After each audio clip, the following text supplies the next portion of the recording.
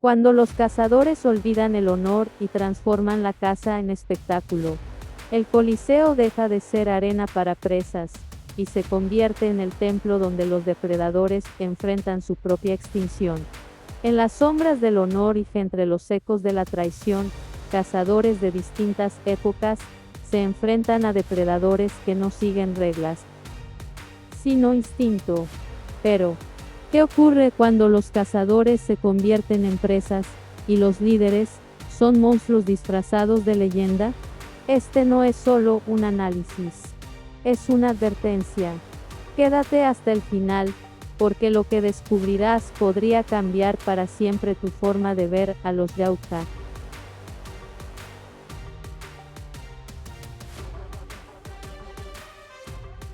La era vikinga fue un periodo de sangre, honor y supervivencia.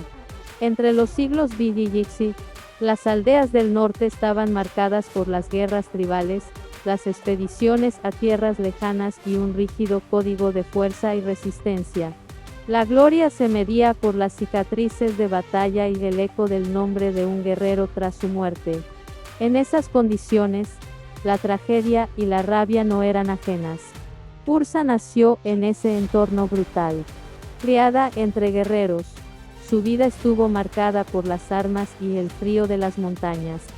Su clan, pequeño pero orgulloso, fue arrasado por un clan rival, y para conservar su vida su padre hizo que tomara la suya. Desde ese día, su única motivación fue la venganza. Y así nació la Valquiria de los mares del norte. Ursa no se movía por gloria ni por poder, sino por justicia. Pero cuando la lucha por su venganza llegó a su fin, una más brutal comenzó, una criatura venida de los cielos, con una sed de sangre, o incluso opacaba la suya, comenzó a darles caza. Ella no entendía la tecnología ni las reglas de los dioses de fuera, pero sí reconocía la mirada de un asesino. Su objetivo era cazar aquello que había destrozado su mundo. En ese contexto, el enfrentamiento con el cazador extraterrestre se volvió inevitable. Pero el predador que Ursa enfrentó no era uno cualquiera. Este ser, a diferencia de otros de su especie, operaba con un estilo brutal, directo y completamente distinto de lo que conocíamos de los cazadores Yautja. Esta historia no es solo la de una venganza personal, es un choque de códigos, de una madre contra una bestia, de una guerrera humana contra una entidad que podría representar una amenaza incluso dentro de su propia especie. A continuación, exploraremos al predador vikingo a través de sus acciones, su armamento, su comportamiento y su posible origen. Cada aspecto revela más sobre su verdadera naturaleza, y si realmente puede ser considerado un mala sangre. Desde su primera aparición, el predador vikingo muestra señales de haber participado en múltiples cacerías. Su biomáscara tiene varias marcas visibles, similares a las que otros Yautja graban como registro de sus logros. Cada una de estas tallas podría representar una victoria, una presa digna o una misión concluida.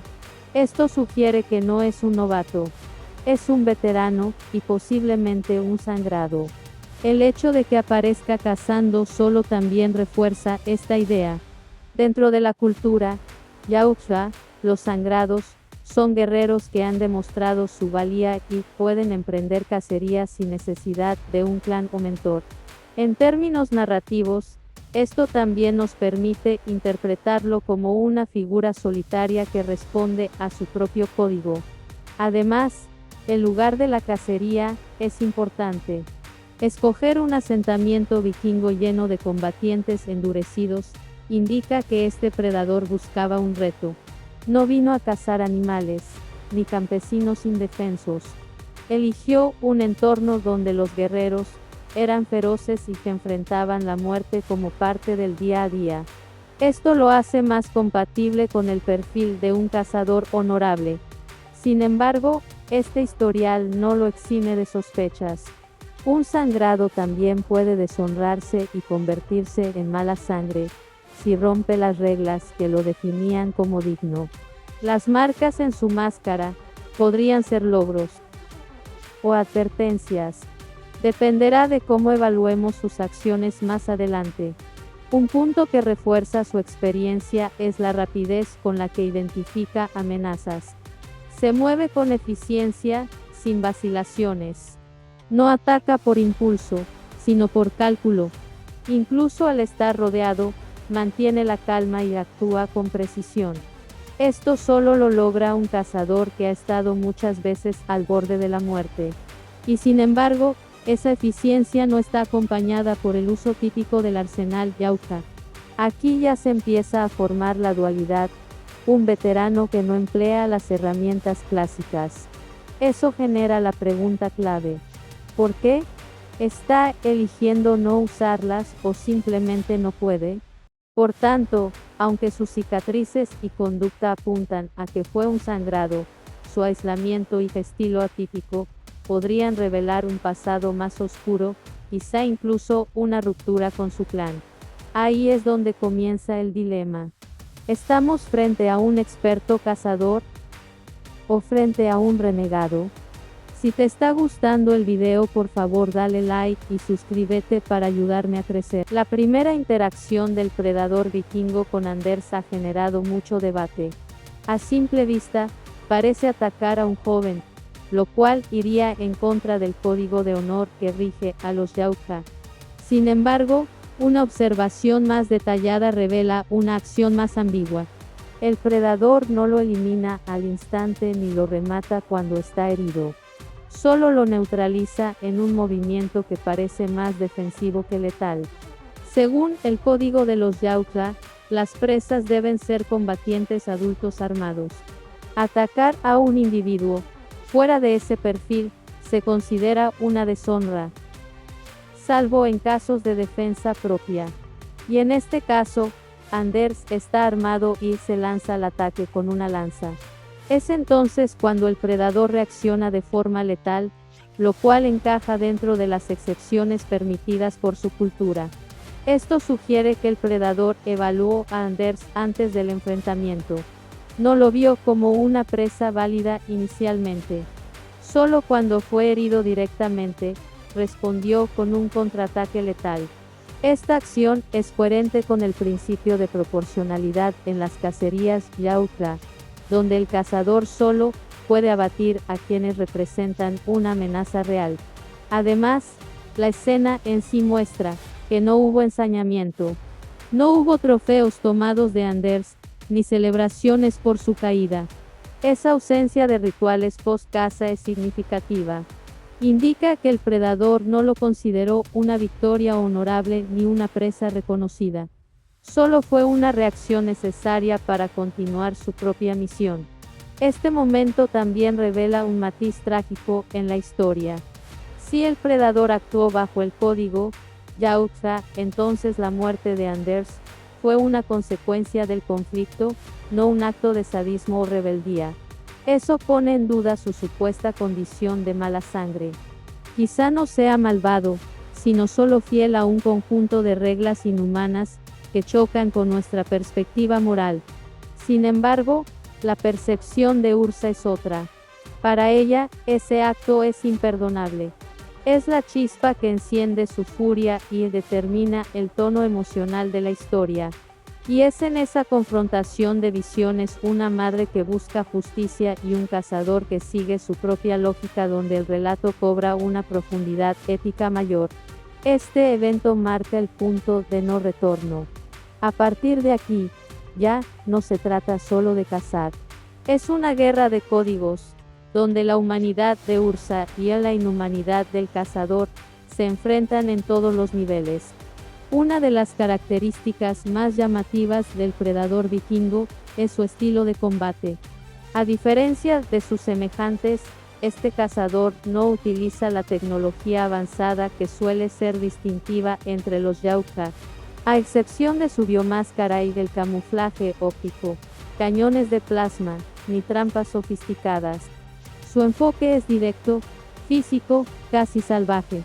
Esto sugiere una desconexión con el armamento tradicional, lo que podría indicar que fue desterrado, que rechaza esa tecnología, o que simplemente fue creado con otras intenciones. Su principal herramienta visible es un artefacto colocado en su antebrazo, que los fans han bautizado como puño sónico. Aunque no está claro cómo funciona exactamente, parece una tecnología de corto alcance, más pensada para impacto y aturdimiento que para aniquilar a distancia. Esto lo obliga a aproximarse a sus presas, a mirarlas a los ojos y a dominarlas con fuerza bruta.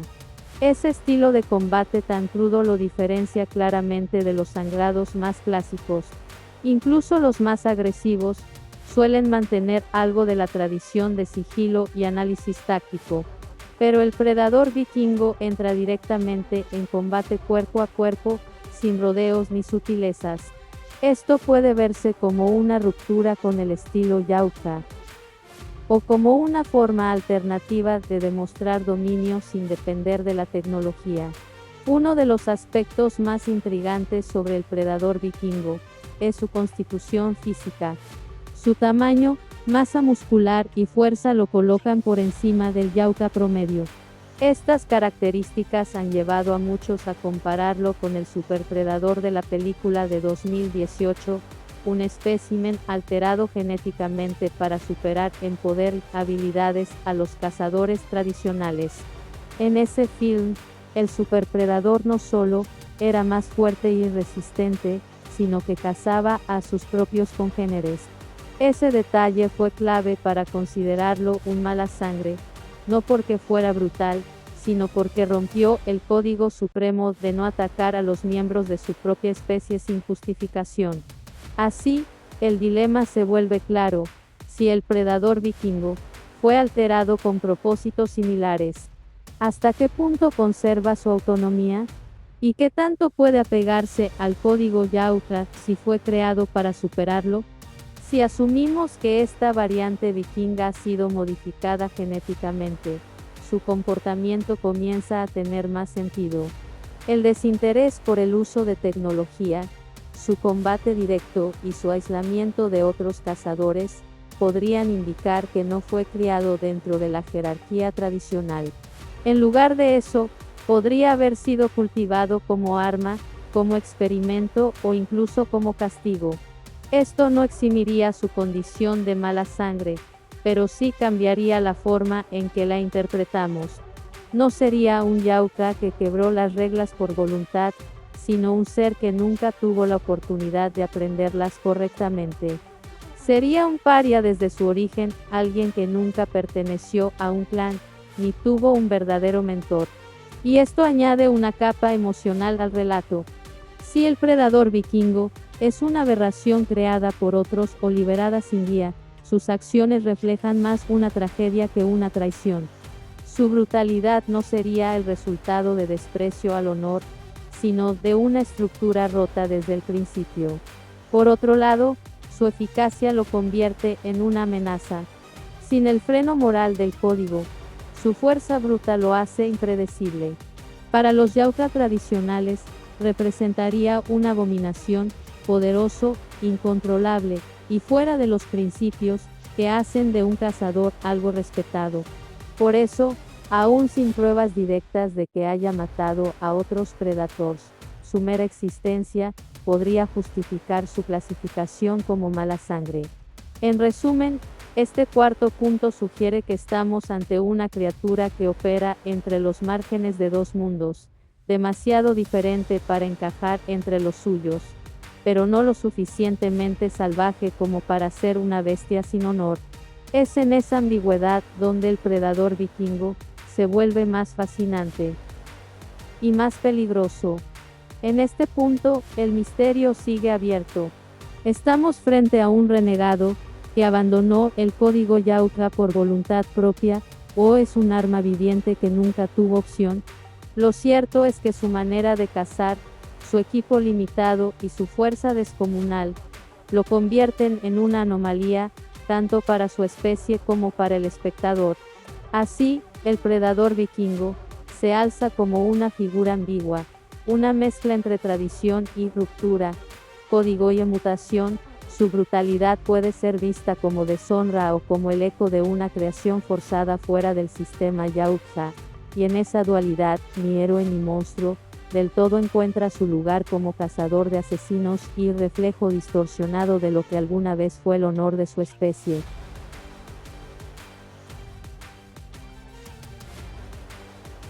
En el Japón feudal, dos hermanos crecieron entre el sonido del bambú cortado por katanas y a la serenidad de los rituales ancestrales. Kenji y su hermano no solo eran hijos de un señor de la guerra, eran su legado. Unidos por el respeto mutuo y el entrenamiento compartido, ambos forjaron un vínculo tan firme como el acero que empuñaban. Pero el destino no honró su hermandad. Su padre los obligó a enfrentarse en un duelo para decidir cuál de los dos lideraría el clan. Kenji dudó en levantar su espada contra su sangre. Ese momento de vacilación fue su ruina. Su hermano aprovechó la apertura, lo derrotó con precisión y selló su lugar como sucesor. Aunque Kenji sobrevivió, su honor quedó hecho cenizas. Despojado de su nombre y consumido por la vergüenza, Kenji huyó sin dejar rastro. Su derrota no fue solo física, sino espiritual. Vagó durante años como un ronin, sin amo ni dirección, atormentado por el recuerdo de su caída y a la traición implícita en la victoria de su hermano. Todo cambió tras la muerte de su padre. Kenji regresó, no como hijo pródigo, sino como un espectro vengativo decidido a restaurar su honor. Ya no le importaba el liderazgo del clan ni las formalidades. Solo quería enfrentar a su hermano y desatar el duelo que debió concluir aquel día bajo otros términos. Pero en su búsqueda, no estaba solo. Lo que Kenji no sabía era que alguien más lo observaba desde las sombras. Una criatura desconocida, silenciosa e implacable, había llegado al Japón feudal. Y mientras él buscaba venganza, otro cazador había puesto sus ojos en él. Uno que no distinguía entre traidores o herederos. Solo entre presas y desafíos dignos. Desde su primera aparición, el predador ninja muestra un detalle clave que delata su experiencia. Su biomáscara está cubierta por numerosas marcas. Estas inscripciones no son decorativas, sino registros de cacerías pasadas, de presas abatidas, de duelos ganados. En la cultura Yautja, cada marca grabada representa un logro significativo, y su acumulación refleja años de servicio y supervivencia. Este detalle no es menor. Para que un Yautja tenga derecho a marcar su máscara, debe haber completado su rito de iniciación y ser oficialmente reconocido como sangrado. Eso convierte a este depredador, como mínimo, en un guerrero con experiencia, aprobado por su clan y digno de cazar sin supervisión. Pero lo que realmente llama la atención es la densidad y diversidad de las marcas. No se trata de unos cuantos cortes ceremoniales, es casi un pergamino en relieve que narra una vida dedicada a la cacería. Esto nos habla de constancia, dominio y posiblemente de una reputación que se extiende más allá de su propio sistema planetario. Que estas marcas sean visibles incluso mientras el depredador emplea el sigilo refuerza un mensaje. Este cazador no oculta su legado, lo lleva consigo como advertencia y como trofeo. Es un mensaje para las presas, pero también para otros cazadores, está a otro nivel. Este tipo de detalle también sugiere que no estamos ante un improvisado enviado a la tierra como prueba. Esta figura fue elegida o se eligió a sí misma para cazar en un territorio complejo como el Japón feudal. Y no se trata de una misión de iniciación, sino de perfeccionamiento. En ese contexto, cada marca adquiere un peso narrativo. No son solo victorias, podrían ser recuerdos de combates cuerpo a cuerpo, de decisiones difíciles, tomadas en honor al código, o incluso de duelos contra otros Yautja. La máscara es su diario. Y está escrita en heridas. Así, solo con observar ese primer elemento, ya se puede concluir que nos enfrentamos a un guerrero veterano. Un cazador maduro, disciplinado, y por tanto mucho más peligroso que cualquier aprendiz hambriento de gloria. A diferencia de otros cazadores que dependen más de la fuerza bruta o el armamento pesado, el predador ninja eleva el arte del sigilo a su máxima expresión. Su uso del camuflaje óptico no es meramente táctico, sino casi espiritual. Se desplaza como una sombra que observa antes de atacar, como si cada movimiento tuviera la precisión de un ritual. Esta paciencia no es común entre los yakuza, y habla de una mentalidad que no solo entiende la caza como combate, sino como perfección técnica. Su entrada en escena ocurre muchas veces sin ser visto, dejando solo el eco de su presencia. Observa a sus presas durante largo tiempo, analiza sus comportamientos, y elige el momento exacto para atacar. Este nivel de disciplina es característico de los cazadores veteranos, y en su caso, recuerda la filosofía de los shinobi, eliminar sin ser notado, y desaparecer sin dejar rastro. Aunque el código yakuza permite el uso del camuflaje, no todos los cazadores lo dominan con esa destreza. Muchos lo emplean solo como ventaja inicial, revelándose en cuanto comienza el combate. Pero el predador ninja permanece invisible incluso durante ataques letales, mostrando un dominio absoluto de su tecnología. Es una extensión de su cuerpo, no una herramienta más. Este uso refinado del camuflaje también revela respeto por el arte de la caza. No busca terminar la misión rápido, ni provocar miedo gratuito. Prefiere acechar en silencio, como si necesitara entender a su presa antes de reclamarla. Esto lo diferencia radicalmente de los mala sangre o los depredadores genéticamente modificados, quienes actúan con brutalidad y sin estrategia clara. En una secuencia clave, lo vemos rodear a Kenji durante varios minutos, evaluando sus reflejos y sus decisiones bajo presión. No lo elimina al primer descuido. En lugar de eso, observa cómo Kenji reacciona al miedo, a la duda, y al peso de su pasado. Es como si el propio cazador estuviera juzgando su valor antes de considerar su eliminación. Esta cualidad lo convierte más en un juez que en un asesino. Al extender el tiempo de caza, el predador ninja transforma la muerte en una danza cuidadosamente coreografiada. Cada ataque está medido, cada golpe tiene un propósito, y cuando finalmente se revela, su aparición parece parte de una secuencia teatral. La presa ha sido probada, el cazador ha decidido. La ejecución es casi ceremonial. Todo esto apunta a un nivel de sofisticación que solo poseen los élite. Su uso del camuflaje no es una técnica de supervivencia, sino una declaración de principios. Caza como si el silencio mismo fuera su arma, y en ello revela que para él, cada encuentro es más que una victoria. Es un acto de perfección. El predador ninja no solo impresiona por su técnica, sino también por su presencia física. A diferencia de otras variantes más ligeras o con armaduras parciales, este cazador lleva un equipo completo que cubre gran parte de su cuerpo.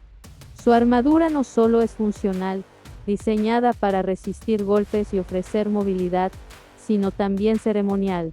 Cada segmento parece cuidadosamente ensamblado, con patrones que evocan una influencia cultural integrada, posiblemente en honor al territorio en el que caza.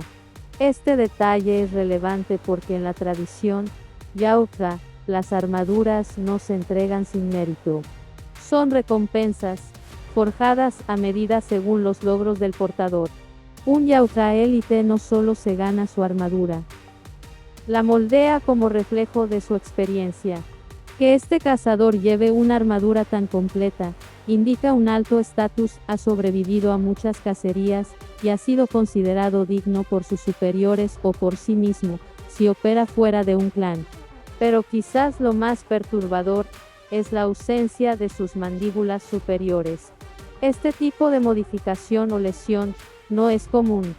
Aunque no se especifica su origen, hay precedentes dentro del lore Yautja donde ciertos cazadores llevan marcas o mutilaciones autoinfligidas como prueba de temple y resistencia. Si este es el caso, estaríamos ante una cicatriz ritual, un gesto extremo de entrega al arte de la caza. Este tipo de mutilaciones también pueden ser señal de que el cazador ha sobrevivido a un duelo particularmente brutal, posiblemente contra otro Yautja o una criatura de alto nivel. No sería extraño que esa herida se haya convertido en su firma personal. Más que una debilidad, la ausencia de mandíbulas lo vuelve más temible, un rostro que ya no esconde su historia. En escenas clave, se nota cómo esta criatura no necesita hacer demostraciones exageradas de fuerza o rugidos para infundir respeto. Su sola presencia, cubierta por la armadura pulida y esa ausencia grotesca, lo convierte en una figura casi espectral, como si hubiera dejado atrás parte de su ser físico para convertirse en algo más eficiente, un instrumento puro de caza. Esta combinación entre disciplina, daño asumido y armadura ceremonial, lo alinea con los cazadores élite. No es un depredador que actúe por impulso. Cada marca y cada pieza de su equipo parece elegida con propósito. Y eso dice mucho más que 1000 palabras. Este es un guerrero que ha pasado por pruebas que pocos podrían soportar. Y ha regresado con cicatrices en lugar de medallas. En ese sentido, su aspecto físico no es una simple elección estética. Es parte del mensaje narrativo. Donde otros muestran brutalidad, él muestra precisión. Donde otros rugen, él observa. Y su armadura, al igual que su rostro, no es un disfraz, sino una declaración. No necesita su rostro completo para recordarte que no vino a luchar. Vino a cazar. El arsenal del predador ninja es una declaración de su rango y especialización. Si bien porta las armas clásicas de todo Yautja, el combi-stick y las cuchillas retráctiles, lo que realmente lo distingue es su equipo altamente personalizado. Su cañón de plasma doble, integrado con elegancia y precisión, no es parte del estándar tradicional. Este diseño compacto y dual refleja una modificación pensada para velocidad, exactitud y combate en espacios cerrados, propios de templos, pasillos o bosques nipones. Este armamento no solo es práctico, sino simbólico. En la cultura Yautja, las armas especializadas son reservadas para los más altos rangos. La presencia de discos explosivos y proyectiles de precisión refuerza que este cazador no es un ejecutor cualquiera. Y sin embargo, entre todo su arsenal, hay un elemento que roba la atención: las cadenas retráctiles que brotan de su brazo, afiladas y letales como serpientes metálicas.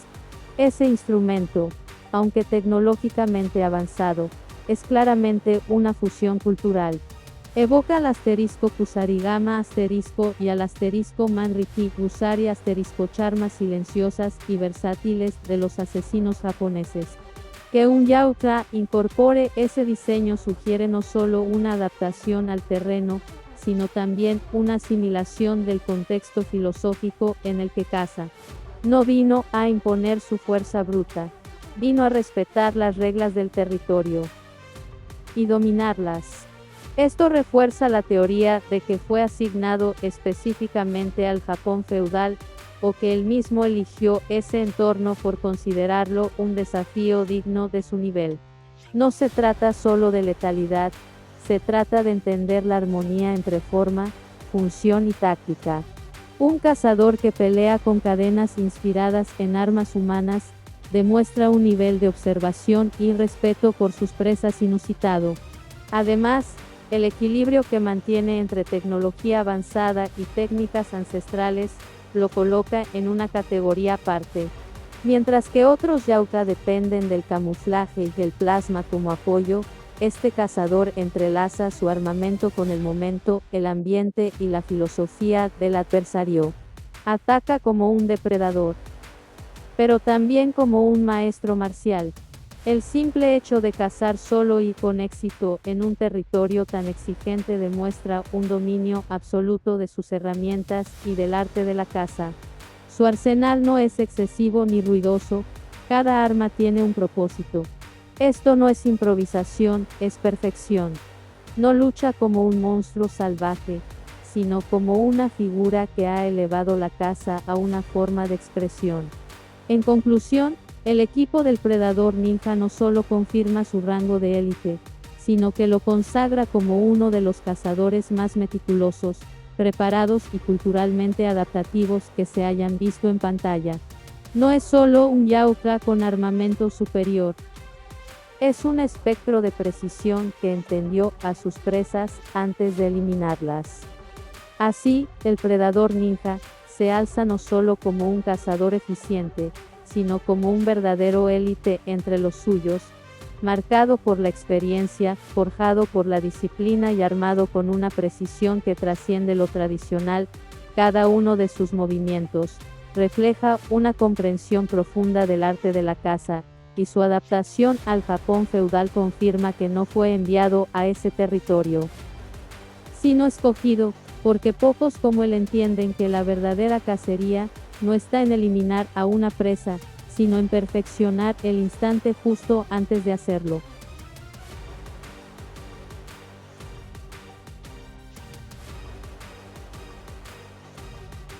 Torres creció entre motores y herramientas, con las manos manchadas de aceite desde niño.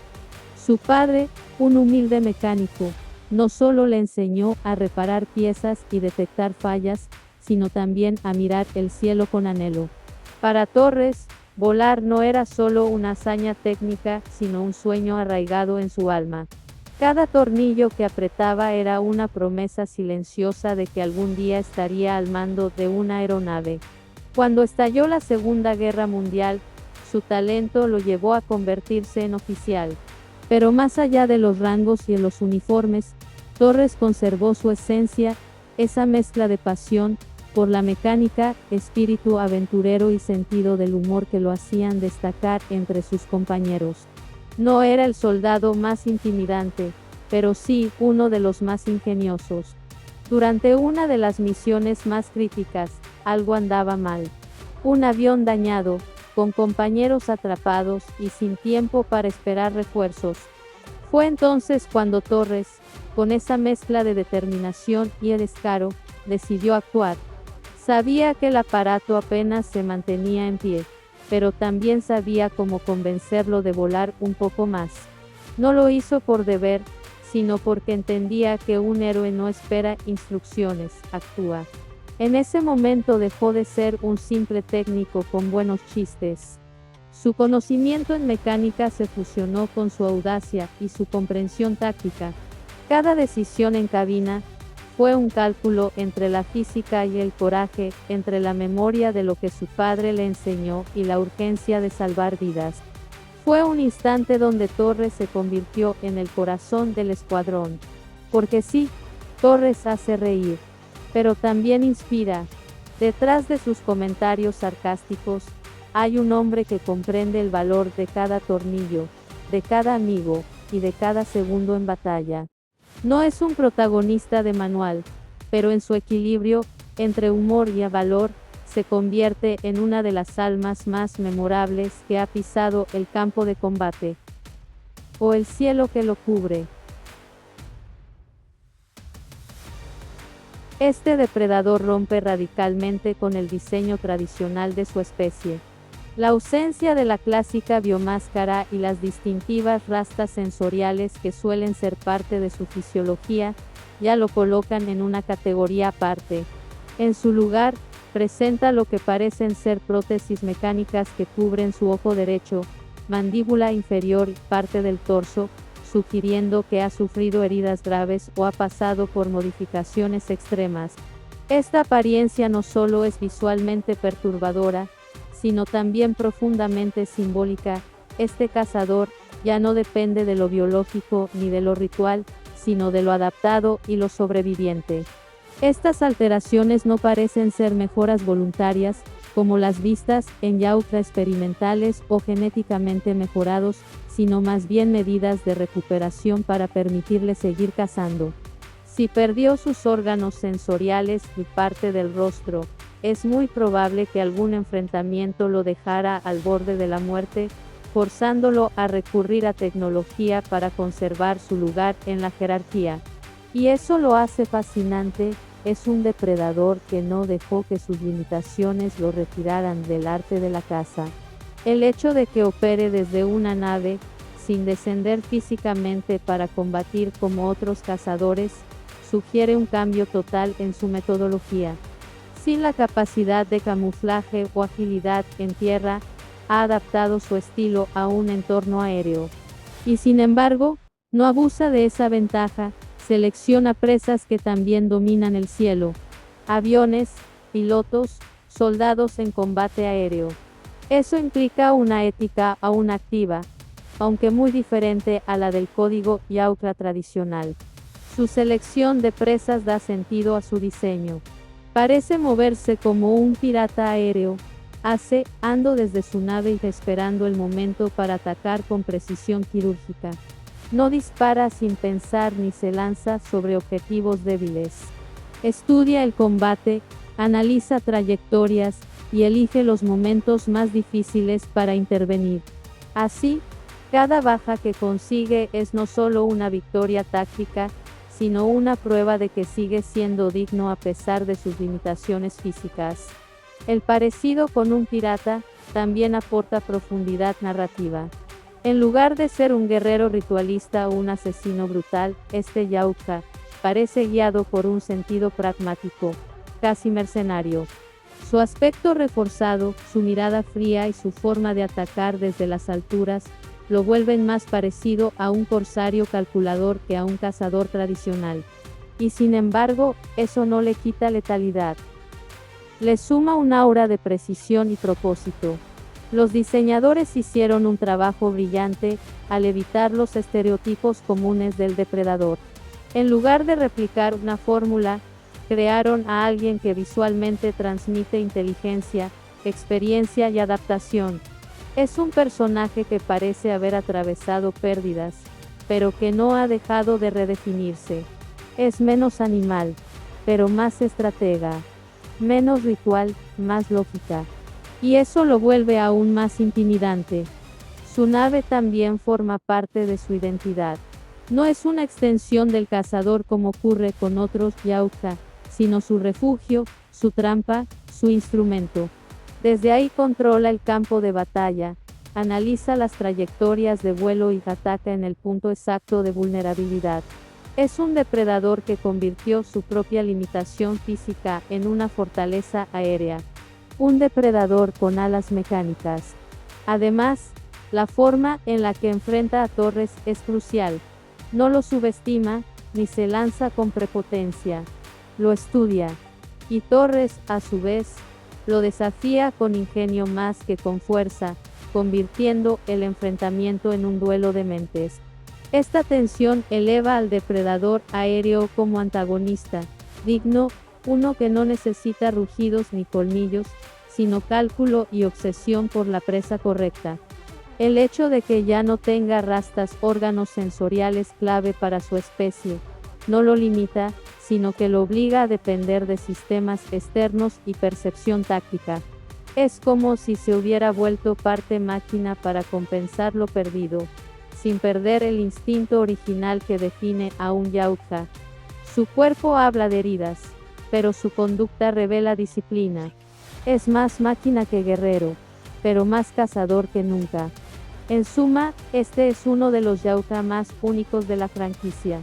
No por su armamento ni su poder físico, sino por lo que representa, la supervivencia del instinto más allá de la carne.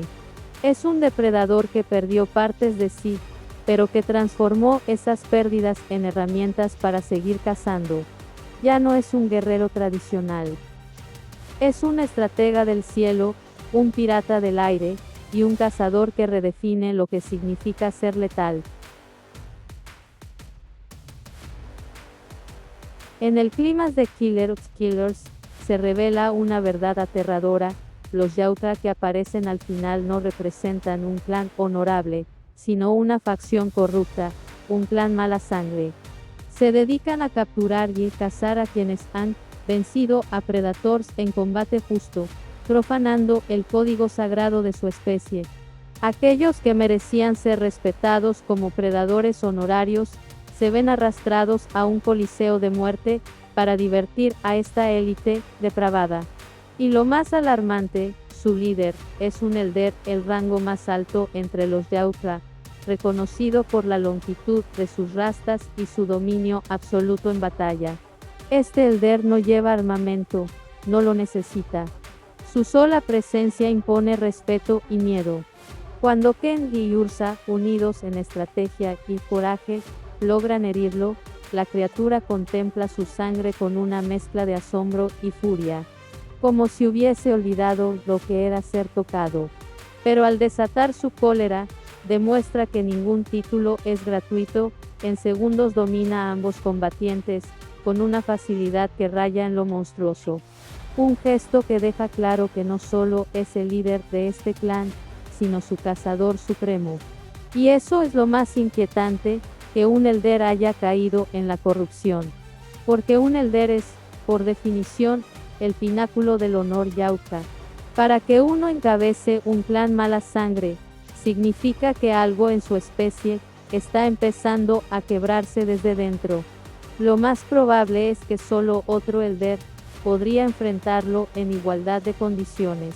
Pero en una galaxia donde muy pocos llegan a ese rango, ¿quién detiene a alguien que ya ha visto y vencido todo? Finalmente, su dominio de una flota entera y de un equipo de élite, lo convierte en una amenaza mayor que cualquier cazador individual visto en pantalla. No se trata de un monstruo, que caza por placer, sino de una figura, que representa la caída del honor y el surgimiento de una nueva era de cacerías sin reglas.